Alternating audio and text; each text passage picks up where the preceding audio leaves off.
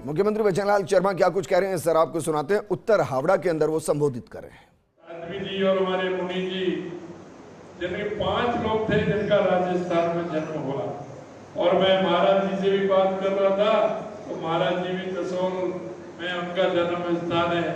तो मैं धन्य हुआ कि आप सभी का आशीर्वाद मुझे मिल रहा है। दूसरा मैं निवेदन करना चाहता हूँ, इस देश को और इस राष्ट्र को मजबूत करने में हमारे मुनिश्रियों का बहुत बड़ा योगदान रहा है। इस देश को रास्ता दिखाने का काम हमारे श्री मुनि जी ने, संतों ने, महंतों ने, हमारे मुनियों ने किया है। क्योंकि ये हमारी संस्कृति, हमारा विचार जो दुनिया में फैलाने का काम किया है। और यही नहीं, हम दुनिया में हमारी संस्कृति, हमारा विचार पहले नंबर का है और दुनिया में हमारी पहचान है। और दुनिया में जो विश्व गुरु की पहचान है वो आप जैसे मुनि और संत और गुरुओं की द्वारा ही पहचान है कि दुनिया को, भारत को जो एक आध्यात्मिक शक्ति मिली है और उन्होंने अपनी पहचान बनाई है, उसमें बहुत बड़ा योगदान है। आप जनमानस के पटल पर जो भाव छोड़ते हैं, शांति का संदेश देते हैं, चारित्रिक संदेश देते हैं, चरित्र निर्माण से इस देश का निर्माण करते हैं, समाज का निर्माण करते हैं। और समाज का निर्माण जब होता है तो अपने आप देश का निर्माण हो जाता है, देश का निर्माण। मैं निश्चित रूप से एक बात और कहना चाहता हूं कि हमारे जितने भी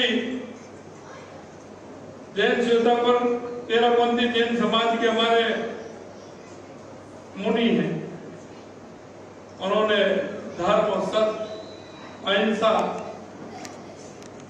अपरिग्रह, संपत्ति का संचय न करना, ब्रह्मचर्य जैसे सिद्धांतों का पालन करते हुए समाज में दिशा दी है। हमको शारीरिक रूप से मजबूत बनाया है, हमको ईमानदार बनाया है, हमको एक ऐसे व्यक्तित्व का निर्माण इस देश के अंदर किया है जिसकी सभी जगह पहचान है। और आज सही कहा गुरु जी ने, धन का महत्व नहीं है, चरित्र का महत्व है और मेरी भाव और भावना का महत्व है। अगर भाव ठीक होगा तो निश्चित रूप से मन का भाव जब ठीक होता है तो सारे काम ठीक होते चले जाते हैं। मैं गुरु जी से इतना ही निवेदन करना चाहता हूं। और माननीय महाद्रविड़ जी के 50 वर्ष दीक्षा के पूरे हो रहे हैं। मैं आपसे भी कहना चाहता हूं, जिस तरह का उनका जीवन और उन्होंने देश को दिशा देने का काम किया, इसी तरह आचार्य तुलसी जी ने देश को दिशा देने का काम किया। उन गुरु जी से भी मेरा एक बार मिलना हुआ था। निश्चित रूप से जो उनकी वाणी में ओज और उनकी वाणी में जो सत्य, अहिंसा, जो उनके मन में जो झलकती थी, निश्चित रूप से उन्होंने समाज को दिशा देने का काम किया। आज के समय में इतना ही निवेदन करना चाहता हूं, जिस तरह से हमारा समाज एक दिशा में जा रहा है, क्योंकि पाश्चात्य संस्कृति का प्रभाव हमारे यहाँ भी है, उस पाश्चात्य संस्कृति का प्रभाव धीरे धीरे हमारे घर में, हमारे परिवार में भी प्रवेश कर रहा है। लेकिन उसे रोकने का और उसको सही दिशा देने का काम हमारे संत श्री मुनि श्री हमारे कर रहे हैं। ये आवश्यक है और इस आवश्यकता के अनुरूप हमें वो व्यवहार करना चाहिए। हमें देखना चाहिए कि हमारे जो संत और महंत जो हमारे मुनि कह रहे हैं, उनमें अगर उनके विचार से हम चलेंगे तो जीवन में हमको बहुत बड़ी ऊंचाइयां मिलेंगी। जीवन हमारा उन सारी विपदाओं से दूर रहेगा। क्योंकि गुरु जी कहते हैं कि आज एक अगर झूठ बोलेंगे तो अगले दिन उस झूठ को ठीक करने में 4 झूठ और बोलने पड़ेंगे। ये सत्य है। हम अगर अच्छी नींद लेंगे तो कोई गलत काम नहीं करेंगे, तो हमें अच्छी नींद आएगी। अच्छा हमें विचार आएगा तो हमारे गुरु और मुनि और संतों ने जो कहा है हमें उसका अनुसरण करना चाहिए। मैं इतना ही कहना चाहता हूँ, राष्ट्र के कल्याण में योगदान में आपका बहुत बड़ा योगदान है, लेकिन आप देख रहे हैं राजनीति जिस तरह से जिस दिशा में जा रही है वो आप सभी जानते हैं। तो हमें हमारा कर्तव्य भी बनता है कि उस राजनीतिक दिशा को हम ठीक करें, क्योंकि जिससे आने वाली पीढ़ी हमारे ठीक रास्ते पर चल सके, हमारा विचार ठीक चल सके और हम दुनिया में जो हमारी संस्कृति है वो दुनिया में महान बन सके। इसलिए मैं कहना चाहता हूँ राजनीतिक लोगों के अंदर किस तरह की, राजनीतिक पार्टियों के अंदर किस तरह की बुराइयां आती है। आप देख रहे हैं देश जिस तरह से आतंकवाद के साये में जी रहा, भ्रष्टाचार के साये में जी रहा था। 2014 से पहले का भारत आपने देखा होगा, आए दिन भ्रष्टाचार होते थे, आतंकवादी जिस तरह से अपने आतंक के साये में लोगों को जिस तरह से रखते थे, आतंकवादी आते थे, कहीं बम फोड़ करके चले जाते, कहीं कुछ करके चले जाते थे। नक्सलवाद की स्थिति बन गई, नक्सलवाद प्रांतों में फैलने लग गया था। लेकिन आपको 2014 के बाद आपको देश के अंदर परिवर्तन दिखा होगा और ये परिवर्तन आवश्यक है हमारे आने वाली पीढ़ियों के लिए, क्योंकि आजादी की लड़ाई में आप सबने देखा था कि किस तरह से हमारे लोगों ने अपने आप को इस देश के प्रति समर्पित कर दिया और हमारे राष्ट्र को मजबूत बनाने का काम किया। अब आवश्यकता है हम समय के हिसाब से चलें, हम हमारे देश को आगे बढ़ाएं, राष्ट्र को आगे बढ़ाएं। नीति किस तरह की हमारी सफल हो सके उसमें हमारा योगदान हो। मैं इसलिए आपसे यही निवेदन करना चाहता हूँ, देश के यशस्वी प्रधानमंत्री नरेंद्र मोदी जी के नेतृत्व में हमारा देश आगे बढ़ रहा है और बंगाल के रहने वाले थे, यही के जन्म में हमारे स्वामी विवेकानंद जी ने कहा था कि 21वीं सदी भारत की होगी। धीरे धीरे 2014 के बाद आपको परिवर्तन दिखा है और 21वीं सदी ये मैं कह सकता हूँ कि हमारे संत मुनि और हमारे मुनि श्री जी ने कहा है कि 21वीं सदी भारत की होगी, भारत दुनिया में नंबर 1 होगा, हर तरह से नंबर 1 होगा।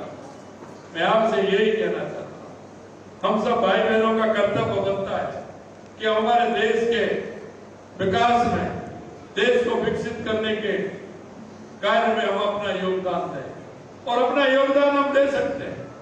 अपना योगदान देने में कोई ऐसा वो नहीं है। आने वाले समय में आप सब देख रहे हैं जिस तरह से यहाँ की स्थिति, आपने बंगाल की स्थिति भी देखी है और भी स्थिति आपने देखी है, कांग्रेस की भी देखी है, लेकिन देश के यशस्वी प्रधानमंत्री नरेंद्र मोदी जी की राष्ट्रभक्ति पर कोई प्रसिद्ध नहीं उठा सकता, उनकी राष्ट्रभक्ति पर कोई प्रसिद्ध नहीं उठा सकता। इसलिए मैं आपसे निवेदन करना चाहता हूँ, आने वाले चुनाव में बंगाल में 4 चरण का चुनाव हुआ, 3 चरण के अभी बाकी है। एक चरण में 7 सीटें, एक में 8 है, एक में 9 है। मैं आपसे इतना ही कहना चाहता हूँ, यहाँ से भी हमारे प्रत्याशी डॉक्टर रविंद्र चक्रवर्ती जी हैं, हमको ध्यान देना चाहिए। हमको हमारे कहीं ना कहीं हमारे भाई बंधु जो भी है, हमारे मिलने वाले हैं, हमारे रिश्तेदार हैं, कोई भी है, हमें इन सारी बातों को ध्यान में रखते हुए हमारे इस देश को मजबूत बनाना है और तीसरी बार नरेंद्र मोदी जी को तीसरी बार प्रधानमंत्री बनाना है। ऐसा निवेदन करने के लिए मैं आपके बीच में 4 जून ये आपका भाव है, मन है। मैं निश्चित रूप से कह सकता हूँ जब आपका मन और भाव बन जाएगा, हमारे माता बहनों का भाव और मन बन जाएगा, तो निश्चित रूप से हम 400 पार भी करेंगे और इस देश को दुनिया में पहले नंबर का देश बनाएंगे। आप सब जानते हो भाई भाइयों कि 2014 से पहले हम 11वें स्थान पर थे। आप व्यापारी हैं और जैन समाज तो हमारे देश की अर्थव्यवस्था में मूल धुरी होता है जैन समाज, क्योंकि आप लक्ष्मी पुत्र हैं, लक्ष्मी जी की कृपा है, इसलिए आर्थिक क्षेत्र में आपका बहुत बड़ा योगदान इस देश के अंदर, सरकार के अंदर तो होता है, लेकिन समाज के अंदर जितना जैन समाज का योगदान है उतना बड़ा किसी का नहीं है जितना जैन समाज योगदान करता है। मैं आपसे इतना ही कहना चाहता हूँ, 2014 से पहले हम अर्थव्यवस्था में 11वें नंबर पर थे, आज हम 5वें स्थान पे हैं। आने वाले 2 साल में हम 3रे स्थान पर होंगे और आने वाले अगले समय में हम पहले नंबर की दुनिया की शक्ति होंगे। ये मैं आपसे निवेदन करता था। आपने मेरे को यहाँ बुलाया, स्वागत सत्कार मेरा सम्मान किया उसके लिए, और सबसे बड़ी बात यह है कि मैंने मुनि जी के दर्शन किए, इससे मैं लाभान्वित हुआ। इसके लिए मैं आप सभी को बहुत बहुत धन्यवाद देना चाहता हूँ और यही कहना चाहता हूँ, हमारे गुरु जी के 50 साल हमारी दीक्षा के हो रहे हैं। उस कार्यक्रम को भव्य बनाएं, अच्छा बनाएं। और हमारे गुरु जी मैंने दर्शन किए। अभी मैं गया था 3 दिन पहले औरंगाबाद में, मेरे दर्शन हुए, उनके प्रवचन भी सुने। कितना आनंद आता है जब प्रवचन करते हैं तो खड़े होने का मन नहीं करता है। ऐसे हमारे गुरु जी हैं और मैं आचार्य तुलसी जी को भी इस मौके पर प्रणाम करता हूँ, सभी मुनीष जी को प्रणाम करता हूँ, सभी मेरी माता बहनों को प्रणाम करता हूँ, सभी आपको प्रणाम करता हूँ। आप सभी ने मेरा पुनः आप सभी को धन्यवाद देता हूँ। आप सभी को नमस्कार। जय जिनेन्द्र।